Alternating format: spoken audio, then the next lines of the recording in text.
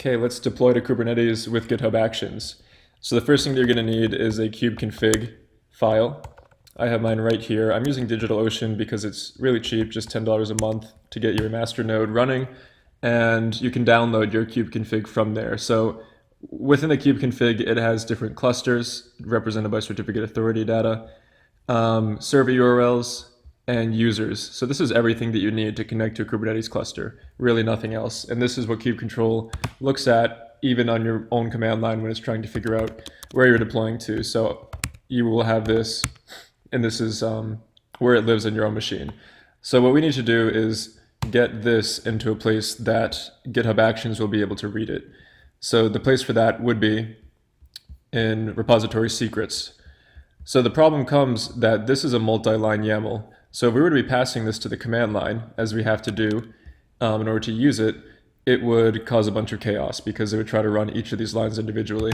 So to get around that, what we have to do is base64 encode our YAML, because that will output it as a single line, and then we can put it into a secret. So let me do that now.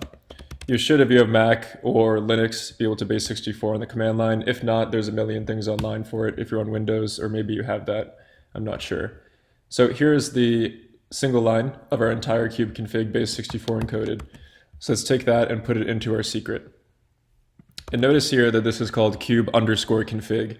That's important because the environment variable kubeconfig, one word, is used by kubecontrol to determine where your kubeconfig file is. So if we were to set it there, it would get all confused. So we're going to end up falling through to this option where we're going to be pointing GitHub to home/.kube/config. So let's update the secret with our base64 encoded YAML, kubeconfig. And here are the only 4 lines really that you need to deploy to Kubernetes once you have the kubeconfig in place. You have to create the kube folder, and then you have to echo in the special format to get secrets in GitHub Actions. Note that this is not like this. Secrets are not environment variables. They're from a different place in GitHub Actions. So you got to do that, pipe it into base64 and decode it, and then save that output to the folder that we just created.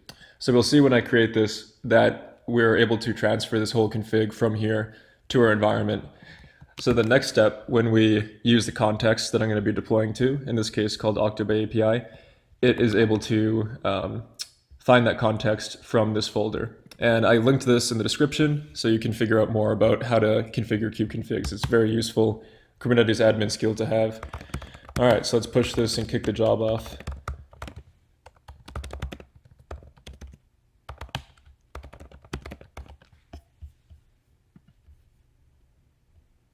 Okay. Let's check out the action. It's running.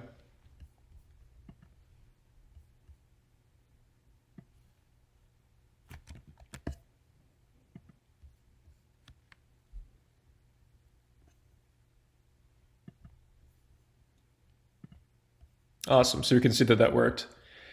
We created the home directory. We took the secret, which you can see is an output here, and base64 decoded it, put it in that area, and then we're able to cat it out. And anyone trying to hack this, I'll be changing it after it, so have fun with that. And we're able then to switch into the context and deploy. So that's how you do it.